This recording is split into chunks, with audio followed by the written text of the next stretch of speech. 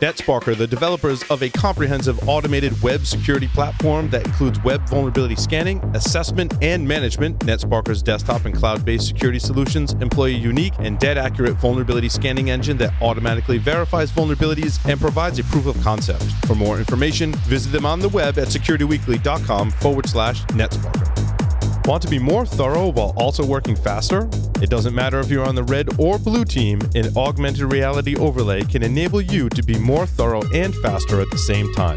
No glasses, no goggles. Polarity delivers this superpower as an overlay on top of your existing workflow and tools. The free Community Edition connects to the data you care about to overlay the context you need to make informed decisions. Apply for early access today at securityweekly.com/polarity. The question is simple. Have any of the systems on my network been compromised? The answer is harder than it should be. Enter AI Hunter. Active Countermeasures has automated and streamlined techniques used by the best pen testers and threat hunters in the industry to create AI Hunter, a network threat hunting solution that does the first pass of a hunt for you to identify systems that are most likely to be compromised and scores the results on a scale from 0 to 100. You can then research those systems in depth with AI Hunter. Focus your valuable time on the systems that need your expertise with AI Hunter. Sign up for a personal demo today at securityweekly.com/ACM. Welcome back, everyone, to Paul's Security Weekly. Quick announcement before we get started. BSides Boston is back in action for their 10-year anniversary. The conference will be held on Saturday, September 26th. Tickets are only $10. You can get yours at bsidesbos.org. Some of the Security Weekly team will be in our own channel on the BSides Boston Discord server, answering questions and possibly doing some contests. And actually, here to talk more about BSides Boston, right before we dive into the news, is Lee Snyder, the lead organizer for BSides Boston. Lee, welcome. Thank you. Glad to be here. Yes, nice to have you. This is your first time on the show, right? It is. Lee and I have known each other for a really long time, previous lives. So yeah, it's nice to have you on the show, Lee. Obviously, this year's the year of virtual conferences. Yep. So while it says BSides Boston, this is a virtual event that you can attend from anywhere in the world, correct? That is correct. And we've got people coming in from, I just pulled the stats the other day, all over the world, which is really interesting. That's awesome. So Lee, I guess kind of take us through, our standard conference thing. Like, what are some of the talks that are going to happen? What are some of the events? And tell us about the event. Yeah, totally. So we're really excited to bring BSides Boston back. If you had ever gone to BSides Boston before, you would have either gone to the Microsoft Nerd Center, or perhaps you were at the Harvard campus when we were at Harvard. And then we kind of took a hiatus. Part of that's my fault. I moved to the West Coast and actually moved well before I took a break, but just needed to decompress a little since I'm way other coast. It makes scheduling hard. But we're back this year and we've got 3 awesome tracks. We've been tweeting about all the different talks. So if you are into pen tests, we have pen test talks. If you're into hardware hacking, we have hardware hacking talks. If you're into hacker rights, we've got those type of talks. You want to learn some skills, we've got talks for that. And then we just have a ton of activities. So we have a really strong village lead this year, and she's been amazing at getting us a ton of villages. So we have, just like in previous years, we have a lockpick village. We have a capture the flag competition. But we also have the biohacking village, the ICS village, and mental health hackers. And additionally, we're kicking off our week on the Monday, the 21st, which is, well ahead of the conference, which is on the 26th, with a Secure Code Warrior tournament. It's code-based security challenges. So we've got basically 6 days of activities running. There's also workshops by WorkshopCon because we partnered with them on Friday. So no matter what you want to do or what you enjoy at a conferences, we probably have something that appeals to you. Lee, how do the villages work in the virtual setting? So that's really interesting. it's sort of challenging. Obviously, like how do you lockpick virtually? So the idea is that we have talks from all the different villages. Those we're running, and we haven't published that schedule yet, but those we're running the same day as a conference. And then there's channels in Discord. So if you have a question like, hey, I've got this, lock I've been trying to pick and I'm not having any success, you can have a conversation with someone from Tool and try to figure out if you can actually get it picked or just, learn something. That's if you attended DEF CON, that's sort of how the villages work, right? You have a talk and you also have the Discord channel. So you can have those conversations. And that's the same way we're going to run our conference. And then the presentations, are there multiple tracks that'll be running simultaneously? There's 3 tracks. We had a really great turnout for the call for papers. Really well done. We had a content committee so we don't actually make the decisions. The organizing committee doesn't. We actually have a separate committee who reviews everything that comes in. And we picked 3 full tracks. So we start off at 10 with our keynote, and then from 10:30 until 6, there are 3 tracks running concurrently along with all the villages. Wow, that's a jam-packed day.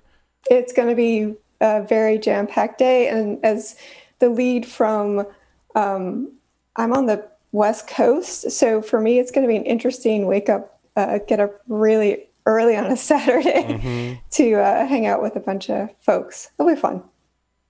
And then the technology behind that, like how do people join? I know that's always like my kind of anxiety level for a virtual conference. I'm like, what is the technology? Is it going to work on my laptop, on that software, on that given day, that kind of thing?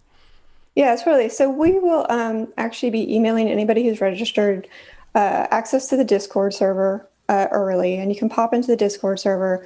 On the Discord server, we actually list the GoToWebinar links for each of the talks. So each of the streams have their own link, along with the villages, they have their own link.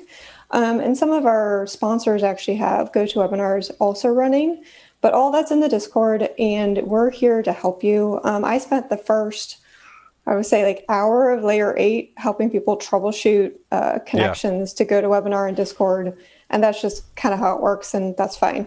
Yeah. My advice, obviously, to the community is get in early, make sure it works. Don't do that. Try not to do that troubleshooting on the day of, right? And many virtual conferences, right, allow you to kind of test that stuff beforehand, right? Yeah, and the big problem people have with GoToWebinar was just some of like the plugins that people use for, privacy and other type of things. And I get having those, but if you're having trouble, I was just like, can you turn those off or use a very standard web browser? I mean, I know we all have our favorites, but we weren't having any trouble when people were on things like Firefox. But if you're on something sort of obscure, sometimes it doesn't work. Right. And then I had another. So you mentioned sponsors. How does that work? Because this is the thing with virtual events, obviously, right? Is typically you'd be able to walk up to a sponsor booth, right? In a virtual conference, you can't do that. And so I've seen lots of different models, and actually we've been talking about how we would approach that here at Security Weekly. So I'm curious, like, do sponsors get airtime that the audience gets to go see them present on a topic or chat with them or talk with them? So it kind of depends on the tier. Like most things, we offer different advantages depending on how much you want to spend. But we do actually have a GoToWebinar channel for our top sponsors, and they're going to let us know if they want to do talks or if they just want to have it open to talk to candidates. They have their own channel in Discord, and then we will include, literature, or we ask for flat items, so things like stickers for the swag bag. So we will send that after the conference to anyone who attends. So the sponsors will have a GoToWebinar kind of room where they could just chat with folks, right? Basically video conference with the attendees. Yeah, we're trying that out. I hope it goes well. No, I think it's a great idea. We've never done it before. Yeah, no, it seems like the right call. People are spending a decent amount, and I know that as you said, it's hard. You don't have that sort of in-person engagement. So we're going to try that out, and hopefully we get some good feedback so we know if that works for future events, especially because none of us really know when we'll go back to in person. And I think one of the things we've actually learned, at least with Layer 8, was that we like the opportunity to put the things on the web in addition to in person. So we're already thinking about, if we do go back to in person, how do we make it hybrid? Just because that way you can reach a larger audience. Yeah, no, that's a great point. Is there anything that's going to be recorded for later viewing and or kind of consumption if you're not able to make like the whole thing? So we always try, but a lot of it comes down to whether the speaker allows us to. And we won't know that usually until the day of. Like, we allow speakers to tell us before we get started, do you want this recorded or not? If they say no, it's not recorded. And so when people ask, you can ask on the channel room, like, is this going to be recorded? But that would be the only way to find out, would be to be there that day and ask, unfortunately. So if it is recorded, do still people have to register for that, or is there like a certain period of time that has to go by and then it gets posted to YouTube, or like how does that work? Yeah, we haven't decided yet. There's a huge debate about that, just because, it's a lot of work to put on a conference. But there's also the belief that this should be publicly accessible, especially when you're associated with the BSides. So I think we're still just trying to figure out what the best method is, and we'll have more information closer to the event. I think our goal, though, is to eventually, obviously, publish it. Are there talks that you're particularly excited about, without playing favorites, obviously? Yeah, I know it's hard, right? There are actually. There's a talk by April Wright, which looked really interesting to me. It's about sort of protecting yourself on the web. I think that's kind of important for a lot of us to reverse sort of the OPSEC or even like the OSINT, like reverse that and think about how you protect yourself. That was the one that stood out. I was going through the list. It's been a while since I've looked at them. There's just so many great talks, and as usual, like when I run the conference, I don't actually go to any of the talks. I have to watch them after the fact, like everybody else. Yeah, there is that. Anything else you'd like to share with our audience about BSides Boston? So we've really been trying to figure out how to make it more interactive, because that was one of the things we've heard from a lot of people. Virtual conferences aren't interactive. They're not fun. They just sit in front of a computer. So we've really been giving some thought to how to make it more interactive and more engaging. And so what we've decided we're going to do, because we had a lot of people donate prizes, is have sort of contests running throughout the day. Like maybe it's a trivia contest, maybe it's solve a small challenge. But we really wanted to make it more interactive, and we'll be doing the same thing in the villages. We're working with them to run their own contests, just so people get a chance to engage with each other. And one of the conversations that we're having, and we're still trying to figure out how to do, but we may do like some bird of the feather type things during the day if people are interested, just so you can get the opportunity to talk to other people at the conference, right? Because that's the hardest part when we were virtual. We're all talking to each other on Discord, but we don't know we don't know anything about each other. Yeah. How do you replicate hallway con in a virtual setting, right? It's hard. Like we all have like our lobby con, hallway con channels, and they're entertaining. I don't know if you've ever like read some of them, but they can be pretty comical, but it's just not the same experience, and we know that. Yep. Awesome.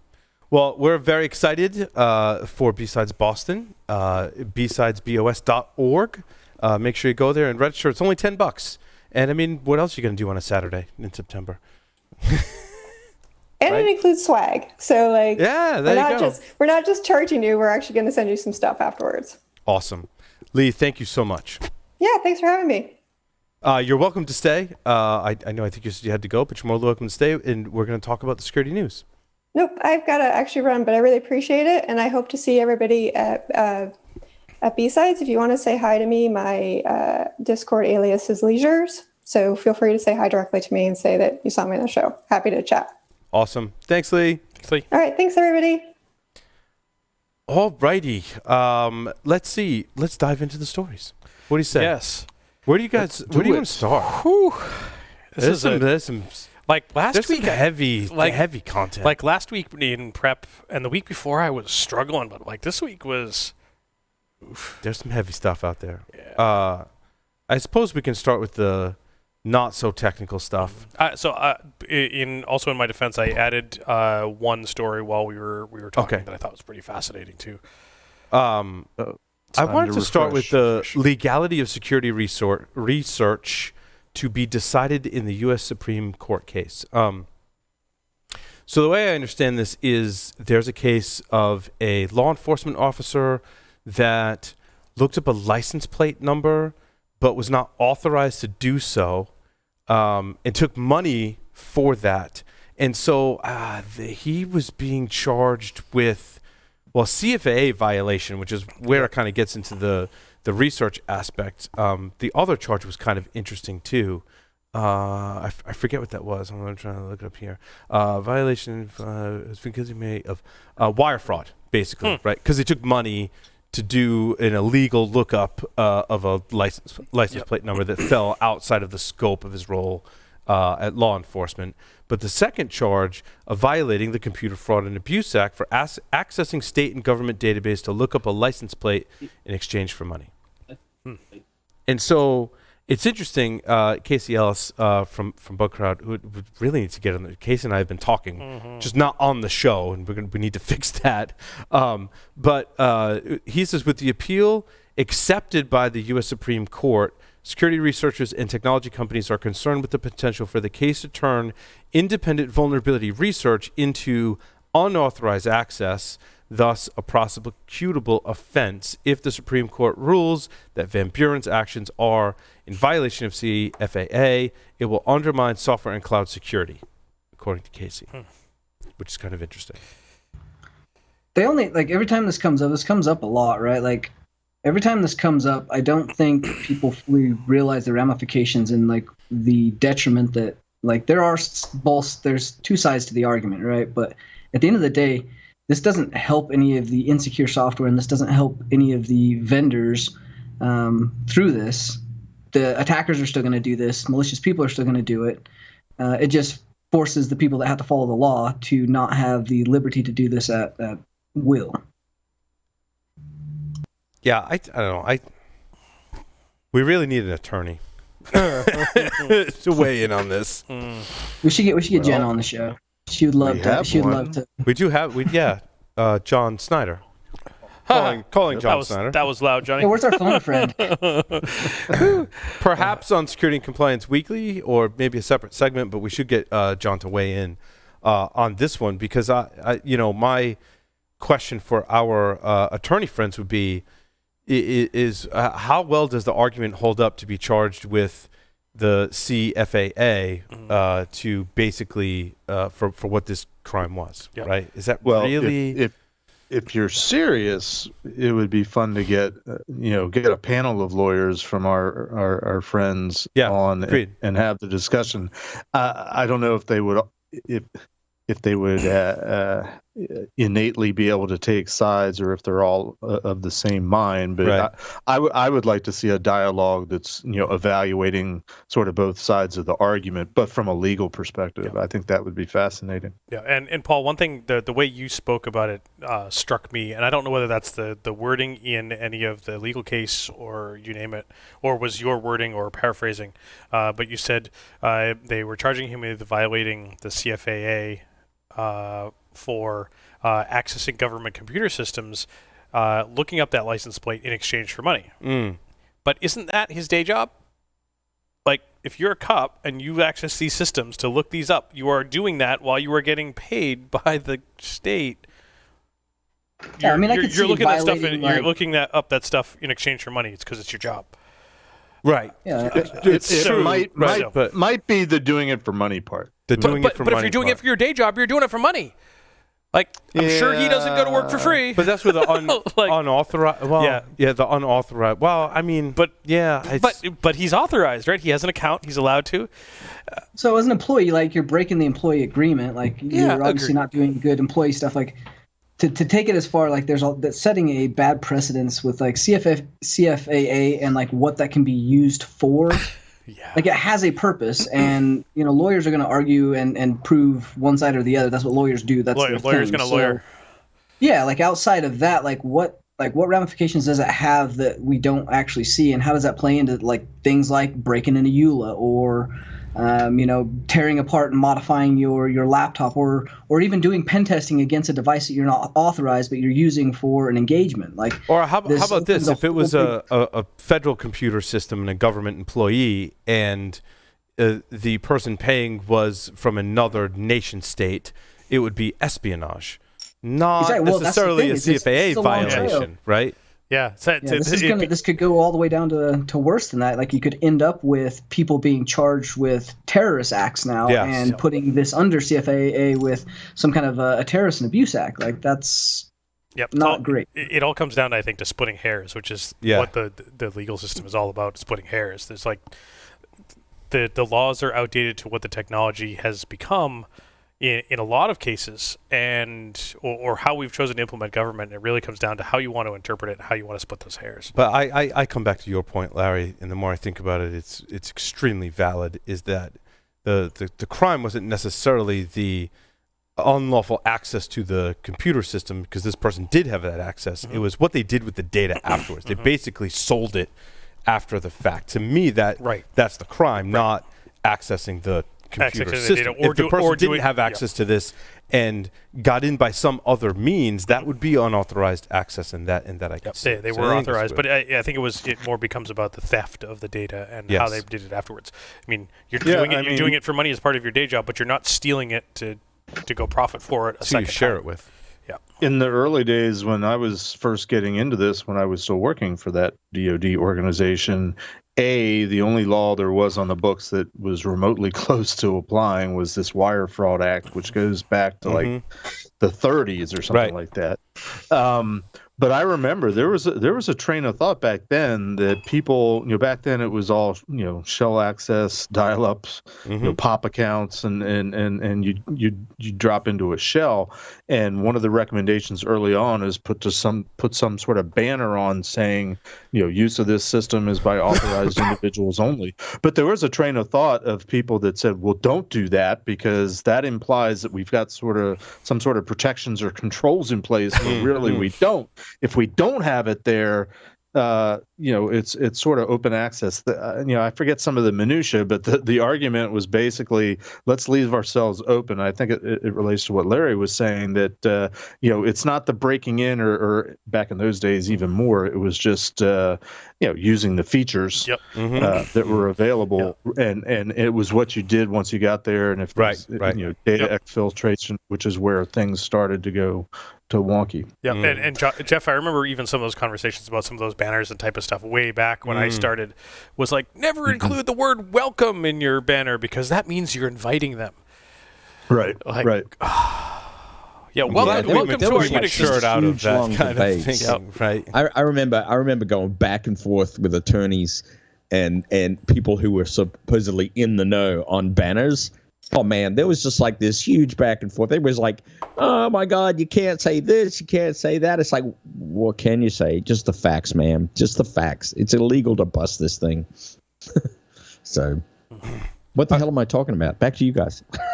Well, according to FireEye, there are more attackers using zero-day exploits. This is database from 2019, actually. And they also state that since about 2017, we've been substantially diversified, and they say this is partially due to the role of vendors offering offensive cyber threat capabilities. They include examples such as Hacking Team, NSO Group, and Gamma International, which firms have been observed selling cyber espionage and intrusion software and services, including zero-day exploits, to governments and other entities for several years, and attributing that to the uptick based on FireEye's study that in 2019 there were more zero-day exploits used in attacks than previous years. Do we buy into this? I'm curious if the correlation to that is, I would take it in two ways. One, systems are getting more secure, like Windows is a harder target. There are a lot more security aspects you have to think about, and getting that like initial access takes a little more effort. But two, you also have a much more remote and kind of decentralized remote workforce. And thus, that means the access and ability to utilize those 0 days becomes much more critical, and you have to have different ways in, and you have to have there's more research being done against those particular applications that are going to be being used outside of kind of a corporate firewall or corporate protection. So I think that's kind of a twofold thing. Well, Ty, I think you hit on a good point, is that as it becomes more difficult to exploit systems, it means that when you find a vulnerability that you can exploit, you're not telling the vendor, right? That's basically what it's boiling down to. So we've created this. The market for zero-day exploits has been flourishing because the protections in Windows are better, right? You're not relying on like a macro. You're not relying on a password spray or credential harvesting. You're actually relying on the ability to gain remote code execution via something that's on someone's box. That's a much harder thing to do. You've got to plan out. You got to social engineer. It's a much more difficult campaign to do it the other way. It's potentially. Is it noisier, right, to do the password spraying and social engineering? I think it's noisy. Yeah, there's protections. There's good controls to see that definitely. Now, and yeah, there's a lot. It's a lot less frequent to get in that way. And again, if they have half decent maturity and half decent protections, you're not just going to send in a macro. You're not just going to send in a payload. Like those things are just going to get caught, by the default spam filter now. So it takes a little bit more effort to do that and to do that right. Look, I think it all roots back to Stuxnet. I'll be honest, right? I mean, what happened with Stuxnet is it blew open the door.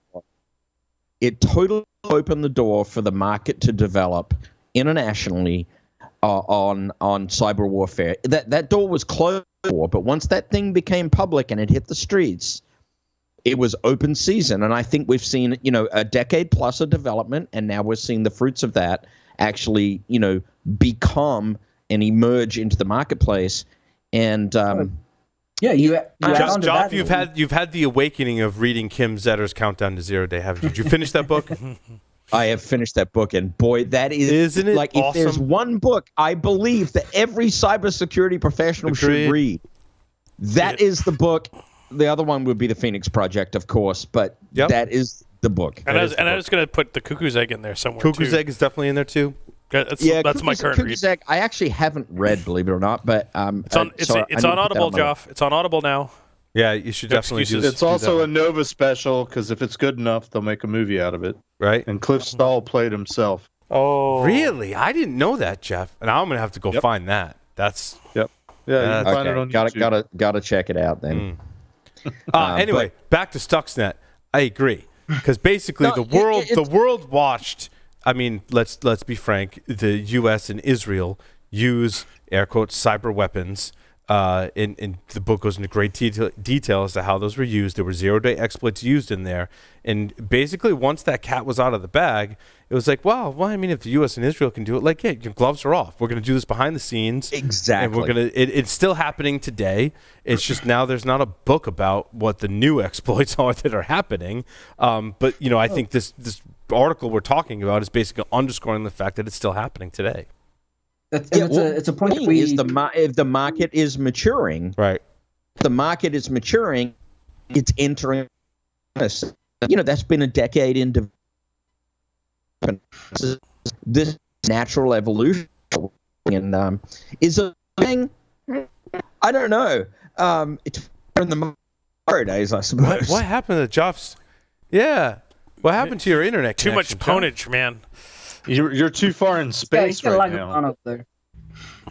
Now this plays into one of the things that we talked about last week on the stories, though, is like as an organization, like you really, if you're going to be doing this and getting some like secure maturity roadmap set up, you really do need to have a bug bounty program, or you do need to make sure that you are paying for and have a good responsible disclosure avenue for attackers. Otherwise, what's the incentive to bring that to you other than getting in trouble? And if I can sell it and monetize that, and that seems like an easier route than whatever route you're providing for a legal, way to do that, then yeah, you really need to make sure that those things are set up because it's easy to sell those now. It really kind of, going back to the first segment on the show, making me want Roy's product more and more, right? And at the end, Roy was not commenting. I'm like, so hold on, wait a minute. That means you could be sitting on a whole pile of 0 days. And he was like, I'm not answering that on air. I'm like, but that's pretty. You think about that. That's pretty cool. I mean, how do they don't need VC funding, right? Yeah. Now they have their own market, right? We're speculating. We're not saying that they're doing that, but yep. Let's go down the exploit path because we just got some really fun stuff to talk about. So Cisco. Now I didn't know people were still using Jabber. Apparently that's a thing. Is Jabber still a thing? Are we doing Jabber? Yeah. Well, and that's kind of interesting because my story number 2 was some stuff from Dancho Danchev, who's apparently coming back. Still a thing, or a thing again now. Or a thing again, and his thing was he's profiling a currently active portfolio of high-profile cybercriminal Jabber and XMPP accounts. Now. Still a thing. I thought we all moved to Slack and then we moved to Discord, but in any case, I mean, Jabber was secure, right? Supposedly, right? I feel like I don't remember as much Jabber as I should remember. Did we use that? Yeah, we did. Ocean. Was Google Hangouts or what was it? What was the Google chat? OTR, the Pigeon and OTR. Pigeon. Yeah, it was OTR, Pigeon. Was that was Jabber, right? Yes. Pigeon had support for Jabber. Had support for Jabber, right. So anyway, Cisco has a Jabber client, apparently, for Windows. Now, discussions about what chat protocol you're using aside, the flaw can be exploited remotely without authentication, sending a specially crafted extensible messaging and presence protocol, XMPP, message to a vulnerable application. The issue exists because software fails to properly validate message contents.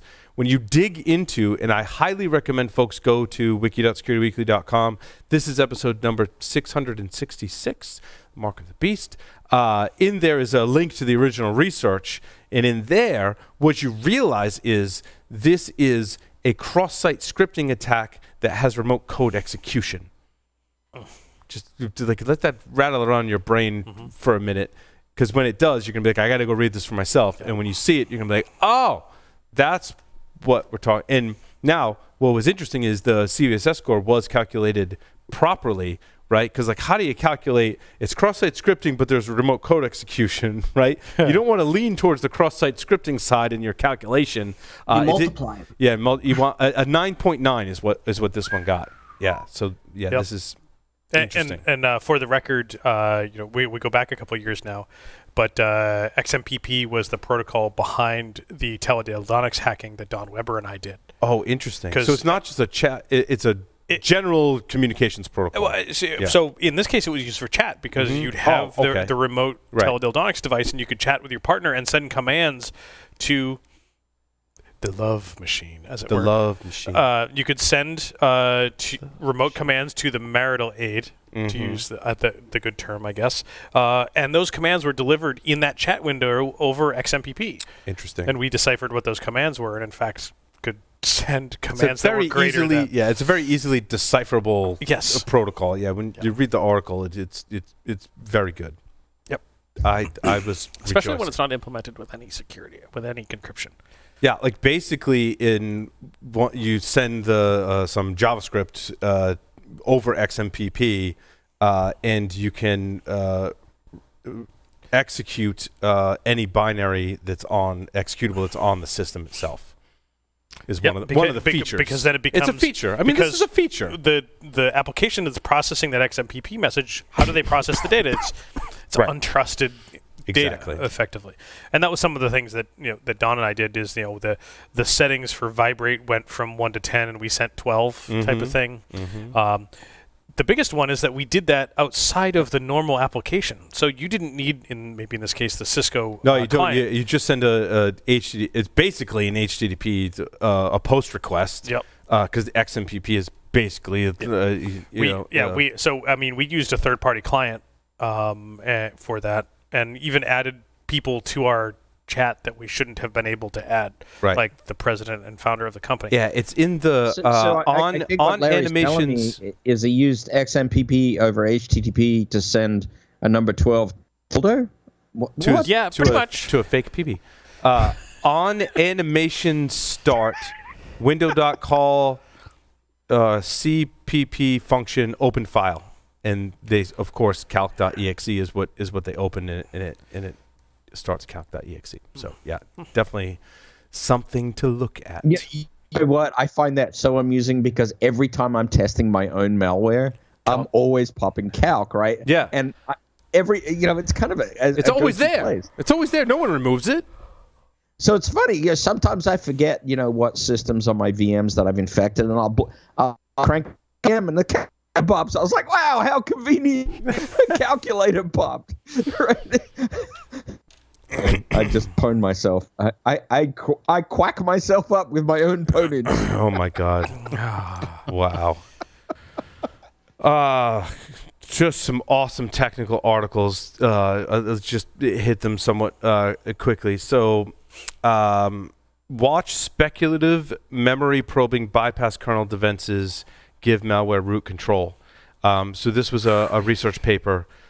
It's really deep technical research paper, and I linked to the original research in the show notes. But basically, it is summarized as this.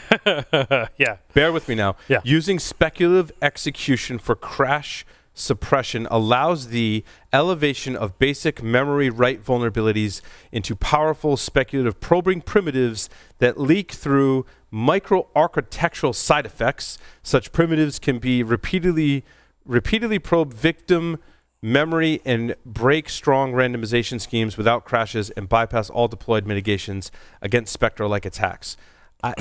What I garnered from this, and I read some of the research paper, is that basically you can get on a system and try to execute things and find ways to execute code without crashing it by using the Spectre kind of speculative execution, which is aimed at preventing crashes. So you're using that feature to basically like fuzz to find where you can execute code and bypass ASLR.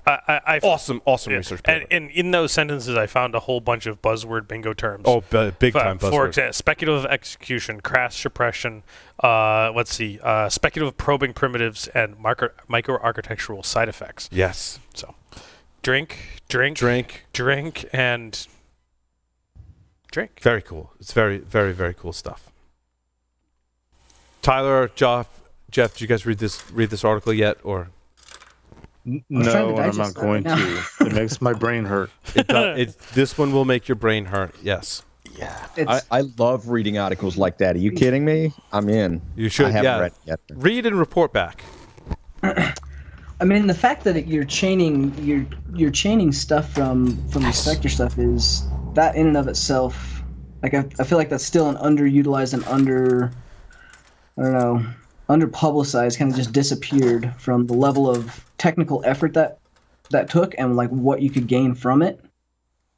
If they're like starting to chain this together, that is very interesting. Yeah, it was more like they're using the speculative execution features that prevent the system from crashing to be able to find ways to execute code and kind of fuzz without crashing the system.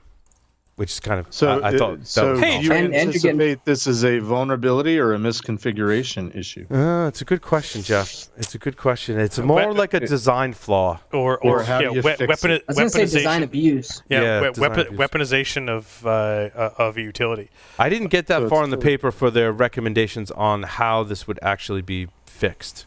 So I don't know how it kind of falls, but it kind of falls in the class of some of the other vulnerabilities we've seen with process stuff, right? Because when you get to the point manipulating individual bits to cause some good behavior through some sort of adjacent memory thing or whatever it might be, it's technically neat. It's freaking awesome. But practically, most of the time, it becomes nearly impossible, right? And so the question with a lot of these is, okay, the paper might be awesome, but how much real practical impact does it have, right? Agreed. And sometimes it doesn't, and sometimes it does, and it's difficult to predict, pun intended, right? Whether it's going to be a practical attack or not, right? And how widespread that could be. It's kind of like this is bang for buck kind of argument. Yeah. So it's how much effort you're going to have to put in, really. But I mean, if you are leveraging one of those like 0 days, and one of the only things keeping you from pushing that to a larger attack surface is something like kernel ASLR, or you got to figure out a way to bypass like XOM, one of those like kernel level things, and this is now a new feature that will get you to that point, and you've spent some money on a 0 day, then you're chaining this together, and that's a clear use case. But again, when we're typically doing this, you're abusing some kind of a feature in like O365 or SaaS applications or bad passwords, right? So much lower level of effort, and this would be something that you would save for, like, I would say, a nation state attack or something that you're very specifically designing for an engagement or a client. And it's interesting, the Chrome Sandbox escape is also another exploit chain where they're chaining multiple exploits together.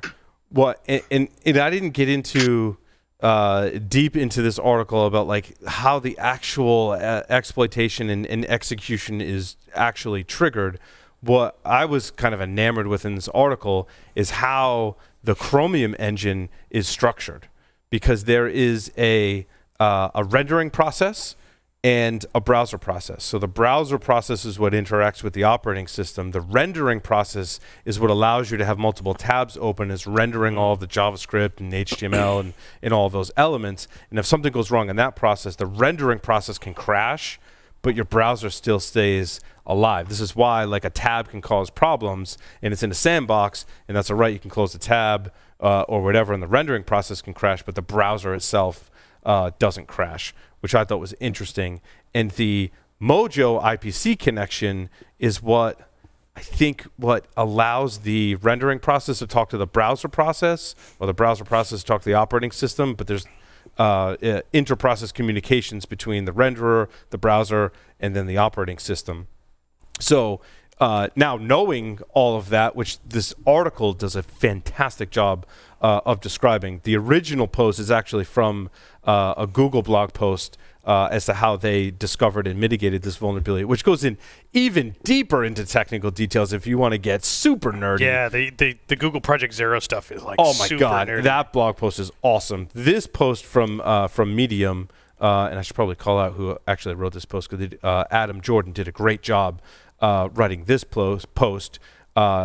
Describes the sandbox bypass is made possible because of an out-of-bound read and write bug in the renderer process, chained with a use after free bug in the browser process, triggered via the Mojo IPC connection. Interesting. Doesn't it always come down to complexity is the enemy of good security? Yes, but it's interesting. That's they introduce. So you agree with me, Jeff? I can agree and disagree with you at the same sentence. I can express multiple simultaneous attitudes in the same paragraph, as Spock said in one of the Star Trek. Joff can be the rendering and the browser process in one, is what he's saying. Yeah. I find some of these browser vulnerabilities to be fascinating. We did a great interview with the because the JavaScript. So what I kind of pieced together, interviewing some folks from when we did our Black Hat interviews, right, is that now I understand that inside of the rendering process, there's multiple processes inside of there. One of those is the JavaScript interpreter inside of the rendering process, which then lives inside of the browser process.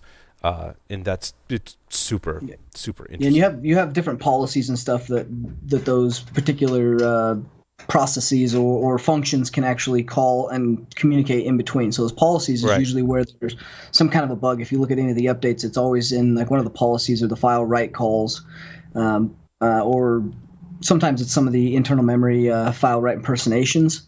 But the overall, like the way that we're seeing a lot of the kind of Chromium and browsers, they're having to be very, very security conscious, because we're doing more and more in the browser. And I think there's a lot to be said about where browser security is and what we trust in the browser. Along with that comes kind of there's going to be more and more potential execution and abuse there.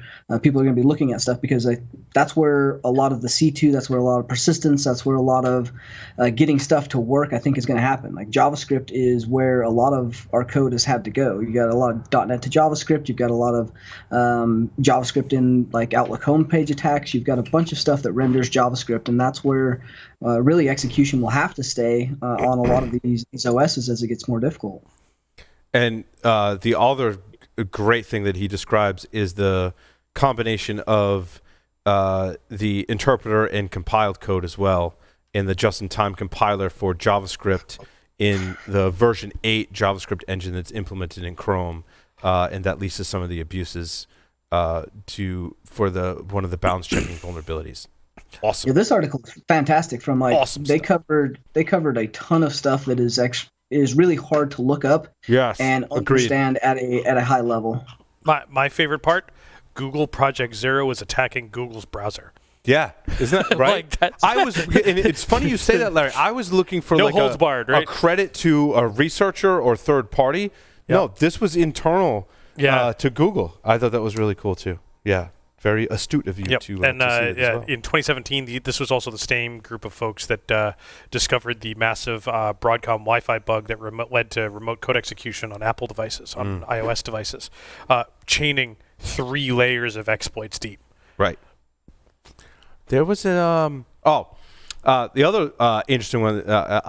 This one's just kind of funny, and one of the reasons I added is because I have one of these Mo-Fi routers.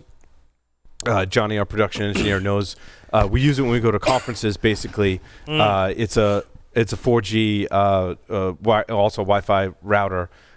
We use it at conferences because we can stick a SIM card in it, and then we can put big honking antennas on it, and we can put it up on like a window, like suction cup it to a window or put it somewhere high up and get really good internet speeds over 4G to upload our videos. And I noticed that the firmware on it was really, I want to say this was the one that I believe was running OpenWRT, but that could have been the other device that we use at conferences as well. But I want to say the MoFi, at least the version we had, was OpenWRT under the covers, some customization of OpenWrt.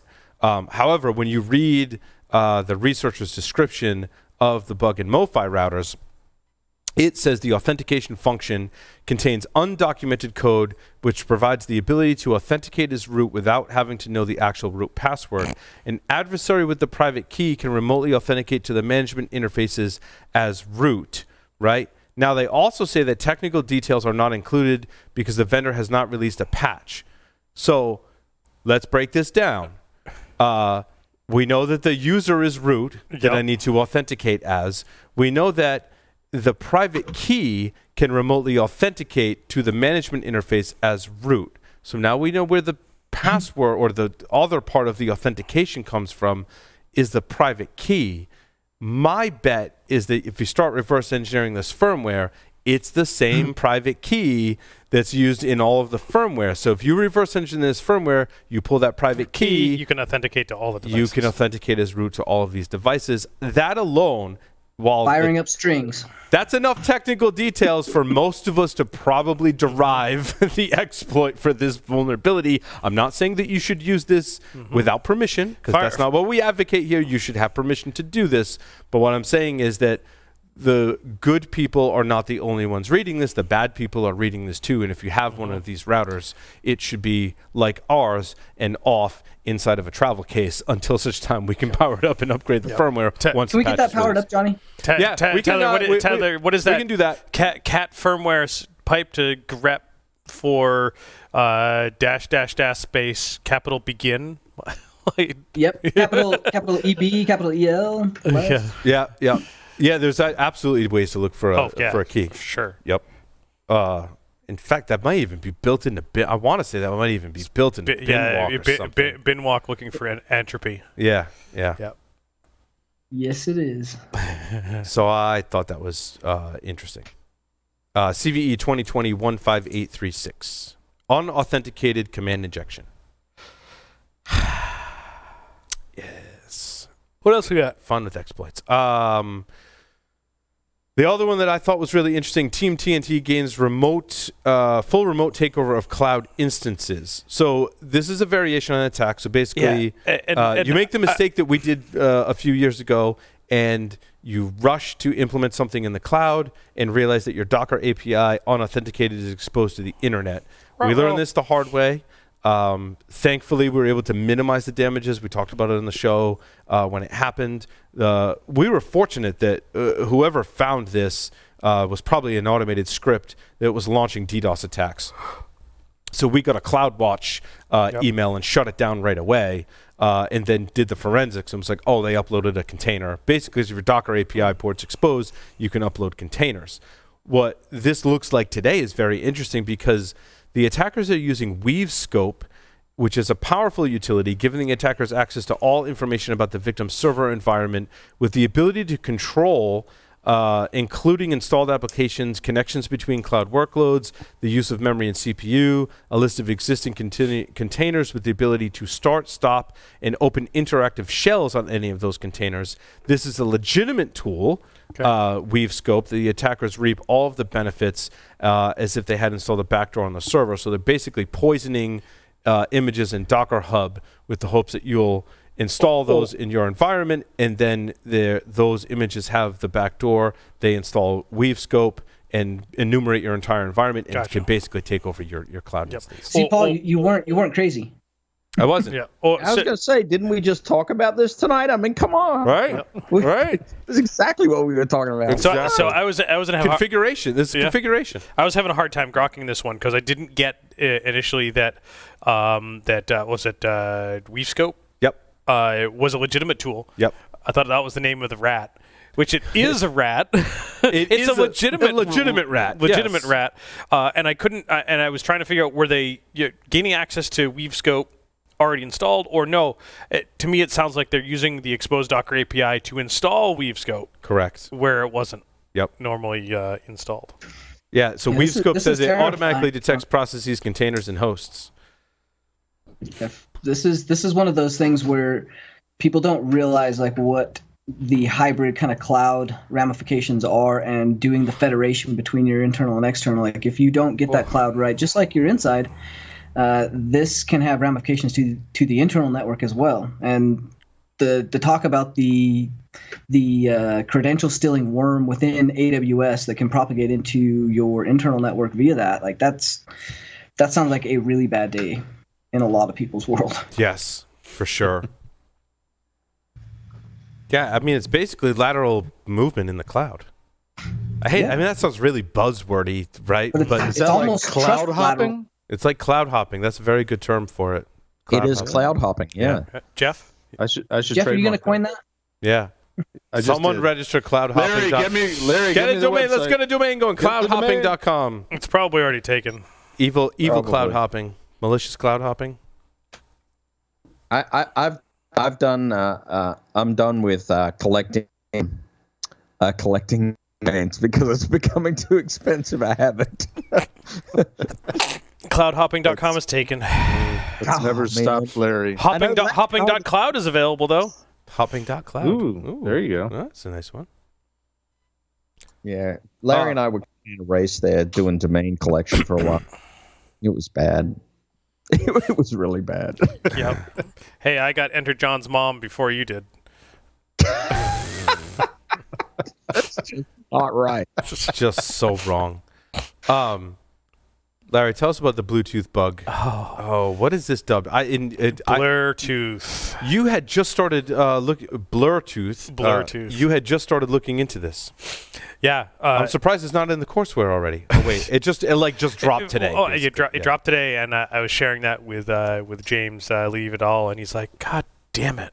Got to do a course update now. Wait, we just turned one in. Like I teach it for the first time in 2 weeks. It's like, God damn it! But this becomes off the record conversation as part of the class. Like, hey, check this out. You got to make it like an appendix for the students. Yeah. This is the new stuff that that we talk about that doesn't necessarily make it in the course for a little bit. But this one was interesting, specifically in that it's an attack against Bluetooth 4 and Bluetooth 5.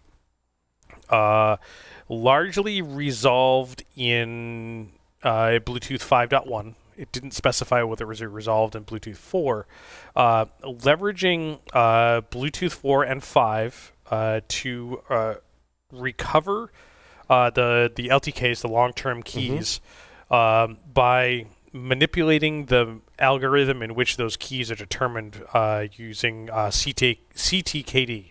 They didn't release the mathematical cross-transport key derivation. Derivation, yep. So they didn't release I the only methods. say that because it was on my screen. They they didn't release the methods for how they manipulated CTKD to recover those keys. But once they have those keys, they were then able to intercept and do all sorts of fun stuff against Bluetooth 4 and Bluetooth 5 traffic. But what they also found was that devices that supported and I think it was a requirement that supported Bluetooth basic rate and extended data rate, Bluetooth Classic, Mm-hmm. and Bluetooth 4 and or Bluetooth 5 at the same time, typically that the keys were the same. The LTKs were the same. If both functions used CTKD. So you attack Bluetooth 4 to recover the keys to now man in the middle and intercept Bluetooth Classic traffic. Interesting. And Bluetooth Classic traffic is incredibly hard to do. Bluetooth 4, Bluetooth 5, not so much. Yeah. Yeah, Classic was a pain in the neck. Still right? is. Still is. Yeah. Is that because it did more frequency hopping? Right. We hope it's kind of gone away, but but it hasn't, right? Yeah. Obviously, but yeah, the channel hopping stuff and the fact that there was no way to actually predict feasibly was painful. The problem is you could predict. So Bluetooth Classic channel hop 1,600 times a second on 80 different channels. Sorry, 79 different channels. Wait, is that? That's Classic. But wasn't there It's Classic. a woman that developed the standard Hedy Lamarr. Frequency hopping spread spectrum. Yep. And that's basically implemented in Bluetooth. It's frequency hopping spread spectrum. Yep. You have a spectrum. You hop between a frequency in those with a pattern. The pattern is predictable, but the pattern is based on a unique MAC address, a BD adder for those Bluetooth devices. And every Bluetooth device has a unique address. And when you join the network, they synchronize and they pick one to synchronize their And that's traffic. what they use to base on. And the only time the only time you can to determine the BD adder, it's not like Wi-Fi or Ethernet that MAC address is broadcast all the time. It's only broadcast when you're in discoverable mode. When you're pairing. When you're or in discoverable. In discoverable mode, which nowadays is significantly more limited as to when you're in discoverable mode. The user has to put it in discoverable mode. Usually they're most of the time. Yeah, usually you go into the Bluetooth settings on your device and it says it's now in discoverable mode. Yeah, I gotcha. On your phone, right? When on your laptop, and it's usually off. But on a device, like on my mouse, when I did that, I had to hold the button to the side for 5 seconds. And then to trigger discoverable mode. Now, Bluetooth Low Energy, on the other hand, the channel hopping is predictable. Oh, interesting. Oh, I didn't know that. Yes, that's interesting. It's they reduced the number of channels that they use for frequency hopping spread spectrum by half. The channel hopping pattern is predictable, and instead of doing this whole discoverable mode, here I am at this time, there's 3 channels out of that half that is devoted to saying, "Hey, I'm here." There's a beacon channel. There are 3 beacon channels. It's much more predictable. Yeah, gotcha. three beacon channels, and then it's mod 37 from there. So if you see something beaconing, it will hop mod 37, and you can predict where that next channel where it's going to hop. Yep. Because the beaconing is included in that hopping pattern, and it's predictable. Interesting. Yep. And why'd they do that in Bluetooth Low Energy? Because it's smaller, lower powered devices. Smaller, lower power, less resources. Yeah. Easier to implement. They didn't want to eat batteries and stuff, right? They had to have something that was much more predictable. Instead of the pseudo random stuff. And then for the other stuff too, that it becomes terrifying in that the concept of pairing doesn't really exist in application, in usability in Bluetooth Low Energy. Typically what happens when you pair your Bluetooth Low Energy devices, it's called just works, and it uses a default key of 6 zeros because you don't retain long-term keys when you connect the devices.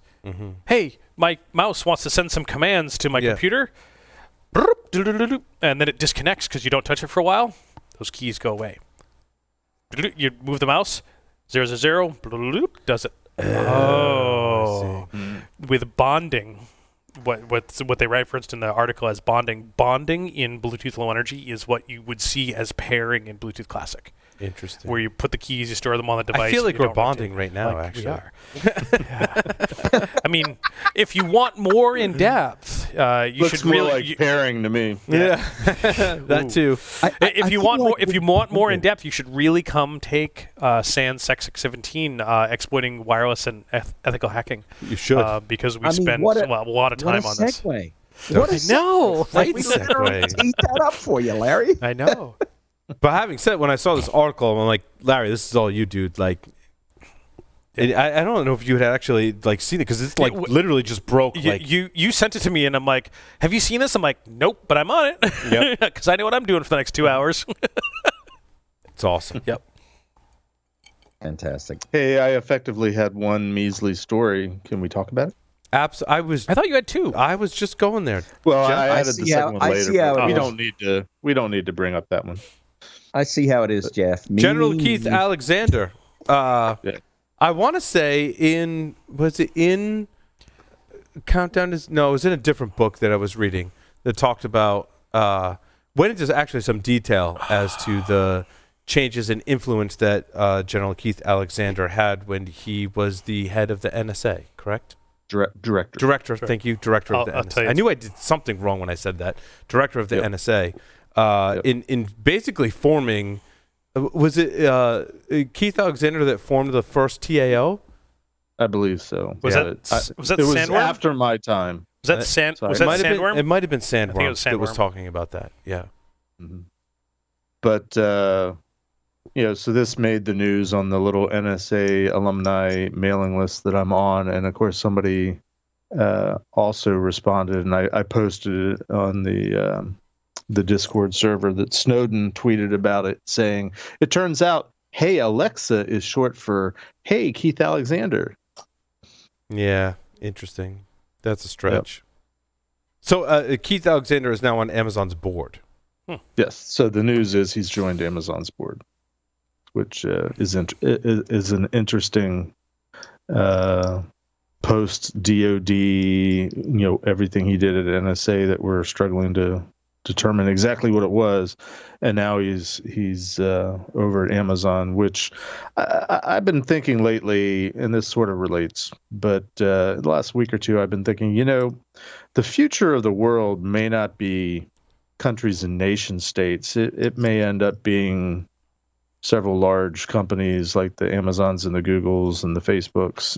I agree, because Jeff. when I was at Amazon, I think we're already there. I agree. When I was at Amazon last October, and I was speaking at their first annual, might be their only annual crypto conference, and there was a room full of 200 people that was part of their job. It's like, I have not been around this many crypto people since being at NSA, and it occurred to me, and I was talking to them about just how big is Amazon, and their revenues rival many. They're like in the high 10s or 20s in terms of being similar in size to many countries. Mm-hmm. So yes, they very much are all the way already there. Mm-hmm. And if you take their earnings out of our GDP, where does that leave us? Exactly. Mm-hmm. So that's I think that's an astute observation, Jeff, that the future world is more going to be multinational corporations than it is country boundaries. And countries' boundaries evolve over time. So we're an interesting time. But it's like so much science fiction works becoming reality, right? I mean, there's so many great science fiction works that predict the basically global corporations controlling certain aspects of what's happening in those storylines, right? Yep. Forget the one that it's a mix of science fiction, dystopian novels, and maybe a few other themes thrown in there. But I lost my thought. Never mind. I forget what it was that the book that I read that was along those lines. Oh, I remember what I was going to say while you're looking. Yeah, go for it. It's not that corporations and very, very powerful rich men, primarily at least in U.S. history, have not run the show effectively, and certainly probably in the last however many years, the whole lobbying is one element, or super PACs in terms of the election cycle. It's like hiding it, money laundering all the influence that comes from individuals and corporations, which is where all the money is. It's like all that's going to go away, and it's just the large companies, these huge organizations that are just going to hold sway and kind of run the show. And so a book recommendation along these lines is called All Systems Red, like the color, Martha Wells. It tackles the questions of ethics of sentient robotics. The main character is a deadly security droid that has bucked its restrictive programming and is balanced between contemptive self-discovery and an idle instinct to kill humans, but also touches upon that these basically sentient robotic, they're part organic and part robot, right? They're all created by a central corporation, and it includes aspects of like the red tape and mistakes and stuff that would happen in corporations, except this corporation was responsible for creating these beings and sending humans to these different planets with these robots to protect them and all this stuff. It was a fantastic book. Kind of outside the scope of the books that we've previously recommended that are very much, in line with information security and hacking. I thought this was a really, really, really good book. Highly recommended. All Systems Red. Well, maybe when we're living in that future, hacking aren't the bad guys, but they're the rebels and the heroes, right? So, yep. We can write the new narrative. Are we there yet? Along those lines of Paul's book recommendations, if you want to go for a total, pardon my French, a total mindfuck, I knew that's what you were going to say. Go watch Ex Machina. Then watch Her. Yes. In that order. And maybe Westworld. So it says for fans of Westworld, Ex Machina. Also, if you watch those, they say read this book, All Systems Red. Yes. It's funny you mentioned that. Nice. Yeah. But and that was a recommendation from Josh Wright. Yes. He said he watched those two movies in that order, and his mind was blown. Totally. I've seen both those movies as well. I haven't gotten through Westworld. I started it, and then I never got back to it. Okay, the original from the 70s with Yul Brynner? No, the newer one that was on HBO or Showtime. Or Joff? So I was just going to say, I missed that. So say which two movies do we have to watch in sequence? Ex Machina and then Her. Her. Okay. Gotcha. Gotta go watch some movies. Yeah, got some movies to watch. Wait, who is the voice in Her? It's what's her name? It's Scarlett Johansson. Yeah, Scarlett Johansson. Thank you. I was going to say it's Black Widow. Yeah, is the voice of Her, which you don't get to actually see Scarlett Johansson in that movie, but she's the voice of the. I don't need to see her. I think that's kind of the point, right? It is the whole movie. That's kind of the point. Yep. So just go watch those movies. Tyler, stories. I think you got six. You got six up there. We have to at least talk about one or two. Here comes the bus. Yeah, I mean, so the Firebase cloud messaging was kind of interesting, like using push notifications to kind of take over servers and send out notifications. There was a pretty big bounty handed out on that one. The Biden campaign getting hammered. That's, we all kind of predicted that. We knew this was going to happen. That's been in the works, but we're seeing a substantial amount of activity from APT groups against pretty much all of the candidates right now at a level that is increasing exponentially. So I think this will be more and more interesting. That's kind of interesting. If the hacking is pretty balanced against all political candidates, does it just cancel each other out? Yeah, I mean, so you got right? China's got their people, and who they would like to see in, and that's a level of effort, and there's a ton of noise there, and then you got the Biden people and whoever's helping that one, and that's a lot of noise. So where do you actually get information now, and how do you validate any of that? Like between the buyouts, the journalist, and then the internal kind of disinformation campaigns that are getting pushed to all the platforms, like it is becoming exponentially hard to sift through what is valid even from reputable sources. And I think Facebook has done some interesting things, and I'm not sure that that's really leveled the playing field or helped, because what Facebook has done to kind of help validate, in some respects, in my observation, they've gone a little too far in that if you share something legitimate, it gets flagged as, well, this could be fake, right? And then other things that you're like, well, that's clearly fake, they're not recognizing. And then there is some stuff like in between those where they do get it right, but I don't think they get it right enough, is my point. Yeah, and they have different levels that they do that at based on kind of like what the information's around, how it's picked it up, if it's like already had to look at that. But they do have things that are like, if it's, high publicity, high viewership,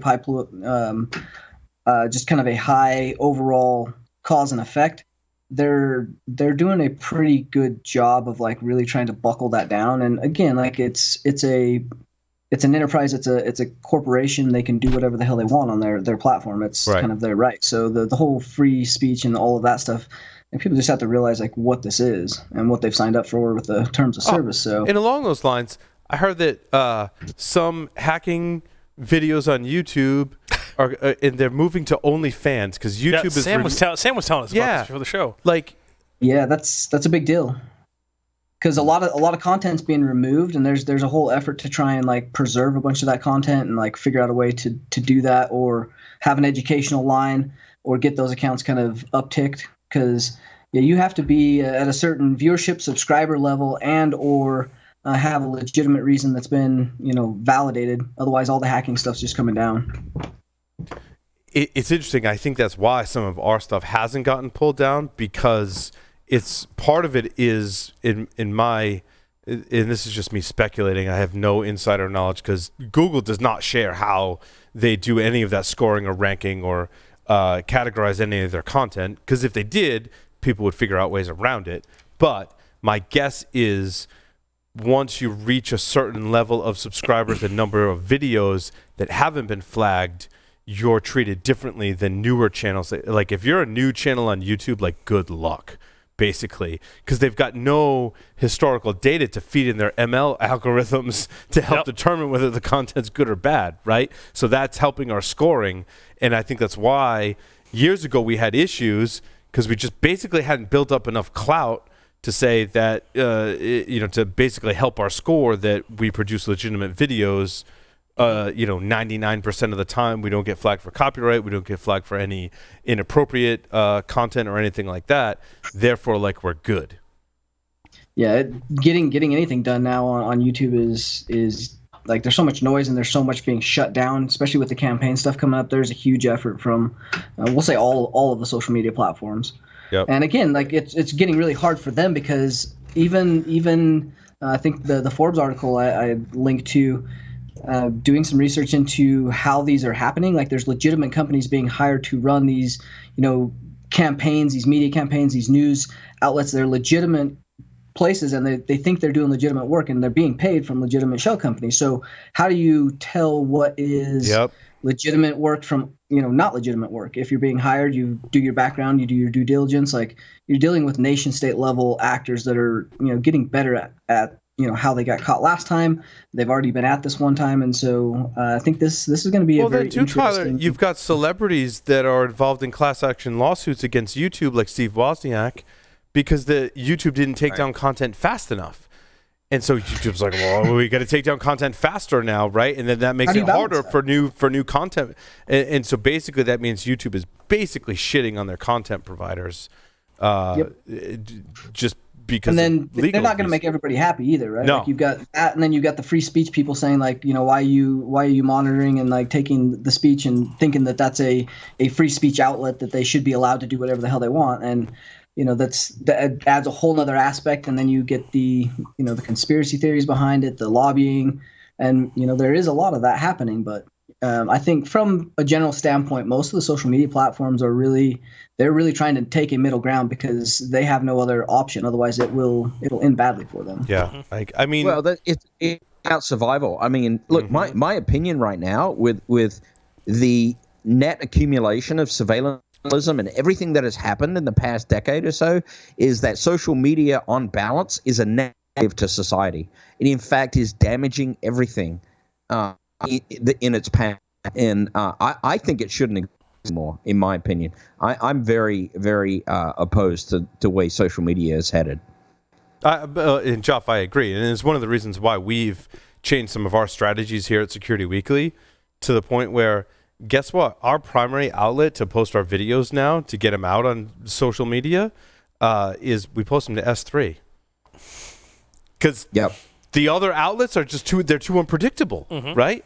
And so guess what? I'll pay for the bandwidth to put it out on S3 because it means it's out there, and the chances that it's going to be taken down are slim to none because we pay our AWS bill. You know, and I'm like, that's what it comes down to. I think it was one of the greatest features we added into our production software was we're going to post it to S3 because you know what? I know it's going to go there. And one thing we've learned about Amazon and AWS is, like, if you pay their bill, they don't care what you put out there, right? Because they're not a social media network. They're a platform that you can put your stuff on. As long as you can pay for it, you're good. But also, I don't agree with that either. I don't think that the content that should be out there on the internet should be based on how much money you can pay for someone to host it. I think the internet should be free and open, and everyone should be able to post content at an even So you're saying bring back Usenet? Absolutely. Wow, Usenet still exists, though. I mean, it's still there. Exists, and you know, without political, but the net neutrality stuff is extremely important. Yep, I agree. I'm right there with Paul. I mean, I agree. Access to the internet should be to everybody that can gain the access. There, obviously, their minimum subscriber get connectivity. I mean, that's just a fact of life. But anything else, you know, get out of my way, man. Yeah.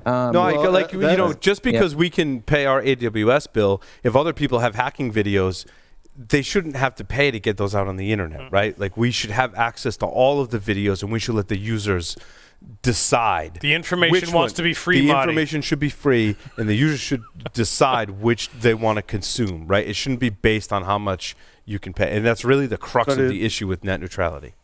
But it's only half the story, because being able to post the data is one half, but access to the data is another half, and we're finding out the limitations of that right now with so many school systems trying to teach remotely, and not everybody has a computer or a device where they can actually get on the internet. Right. I mean, we got a lot of interesting problems. There's an enormous complexity to what the social companies have to do. They've traveled the world, and what they've done, in effect, in my opinion, is push humans into a more tribalistic society than has ever existed before.